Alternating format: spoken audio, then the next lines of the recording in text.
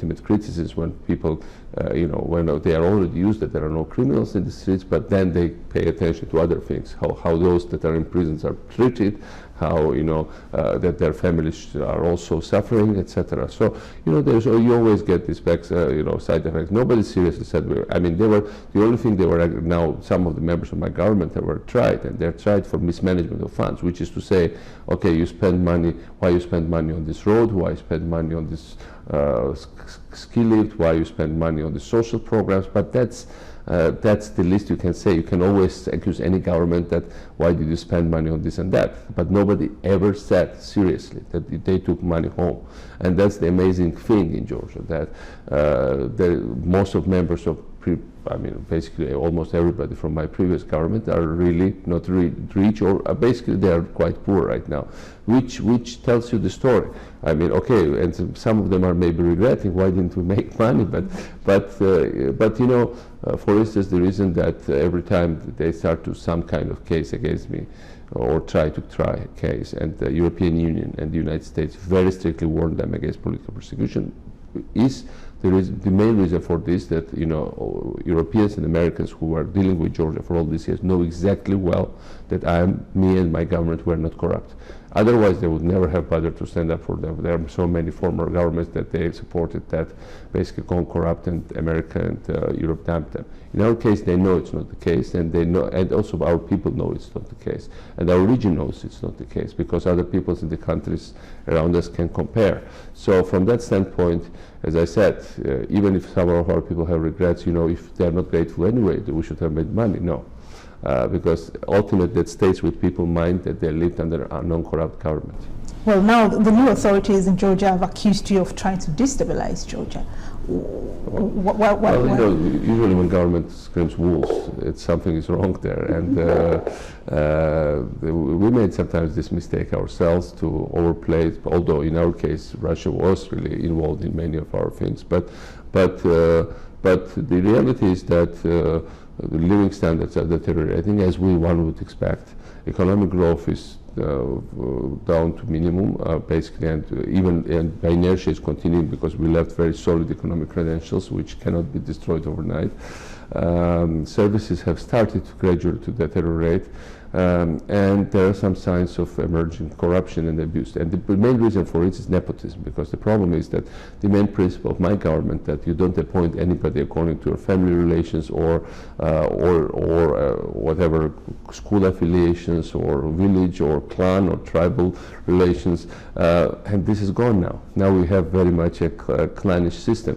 Institutions are still very solid, that's very important, so they couldn't undermine them overnight. They still continue to operate the way we made them. But if you make appointments, as they are now, according to who comes from whose village or town and whose family relations, and then they even openly say, okay, I trust my relative more, that's why we appoint them. That's what the leader of this new coalition has said on multiple occasions. Well, this is a very bad principle. None of my relatives were working in any public service, and I made sure that they also didn't make money. And when you are in that system, you proactively have to make sure that they don't make money, because otherwise they will make the money automatically. People will automatically try to bribe them, your relatives, and so I really had to tell our security services and our anti-corruption people to watch also that my relatives don't get into something. So that's exactly reversed. That's why people get nervous, people are unhappy, and then when people are unhappy, every government whose people are unhappy is looking for external force that is trying to destabilize them.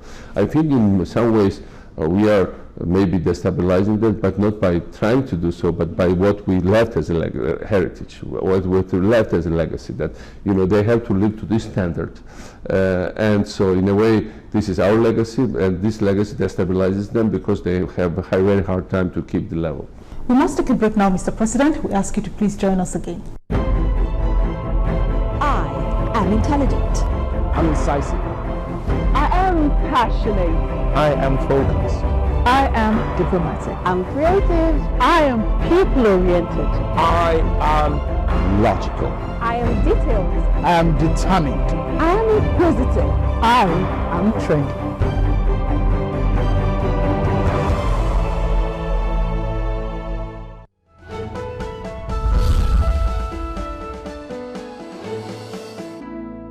Welcome back. In 2003, former U.S. Secretary of State Colin Powell called on Russia to withdraw its troops from Georgia and warned them against supporting separatist leaders in your country. 5 years later, then Russian President Medvedev signed a decree recognizing South Ossetia and another as independent state. You succeeded in fending off Russia, but Ukraine hasn't been so lucky. What were your emotions when you saw what happened to Ukraine recently? Very much the feeling of deja vu, because in 2008, when this war happened, and 100,000 plus Russian army attacked small countries, our army was only 20,000, and they had 200 planes bombing us without us having proper air defenses. Some people thought that we provoked Russia, that we attacked Russia first. And if you don't want to help a small country that's struggling, it's easy to blame the victim. But what happened in Ukraine, I hate to be vindicated, but in some ways it looked like vindication of what we were always saying, that look, this guy Putin is not going to stop. He starts with Georgia, then he continues, and now it's Crimea, and he will go on and on and on. Now it's in Eastern Ukraine. It might go to Baltic countries. Now it's also going to Moldova. Eventually it will go to some other European countries. They will have more adventures in Asia and in the Middle East. It's like a cancer, because in Georgia happened, it was clear expression of cancer. And what the world community did, they didn't want to really treat cancer seriously, so they prescribed the region aspirin. Now there was metastasis in Crimea, and again, what they're doing, they thought, okay, the surgical option maybe is the most efficient, but it's too high risk, so let's treat it therapeutically. But then you have to do chemotherapy. But chemotherapy means that if you have cancer, then the rest of the body also feels very bad. But that means strict economic sanctions. Strict economic sanctions means that big Western companies, multinationals, will also suffer because they have their interest in the banking sector. I mean, West can overnight paralyze Putin's government because they can freeze their currency reserves. And Putin's government is the most corrupt government in the world. So actually, they're very vulnerable. They are not North Koreans. They are not even Iranian regime. They really are vulnerable to this kind of pressure. So, but then they have to pay price with the Westerners for that. So again, if they don't stop them now, it's going to continue. In the end, eventually, Putin for sure will break his neck, because he's now on such a. You don't go to big adventures in your region with this kind of allies. I don't think that island of Nauru can help Russia with its army or anything, right? Even Hitler, when he embarked upon very much similar adventures, had many strong allies, like Japan, like Italy, like theoretically like Spain, new conquered countries. Well, Putin doesn't have any of it.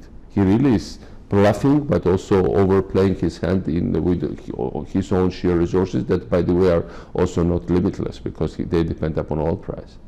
Do you think Ukraine played into Russia's hands? No, or that Russia actually promoted the turmoil in Ukraine? No, look, it's a short-term thing for Putin, because he thinks he can extend his power grip through adventures. But the reality is Ukraine is a big country. It's around up to 46 million people country.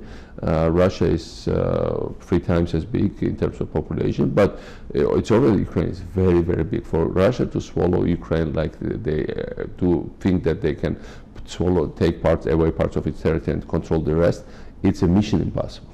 But he already got into this adventure. But I think he got into it for ideological reasons, because, look, Georgia already provides successful reform model, and Russia could not ignore it.